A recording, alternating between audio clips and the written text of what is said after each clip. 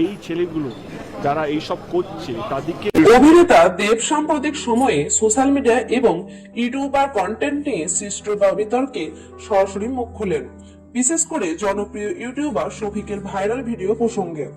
দেব স্পষ্ট করে বলেন যে বর্তমান সময়ে সোশ্যাল মিডিয়ায় যা কিছু তৈরি ও প্রকাশিত হচ্ছে তার উপর একটি নিয়ন্ত্রণ থাকা আবশ্যক, কারণ সবকিছুর একটা সীমা থাকা দরকার।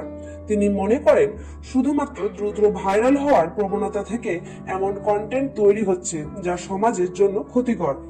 দেব তার উদ্বেগের কারণ হিসেবে উল্লেখ করেন যে শফিকের মতো ইউটিউবার, যিনি পল্লীগ্রাম টিভির মতো প্ল্যাটফর্মের মাধ্যমে পরিচিত, তার ভিডিওগুলি লক্ষ লক্ষ দর্শক দেখছেন, যার মধ্যে অনেক ছোট ছোট শিশু রয়েছে।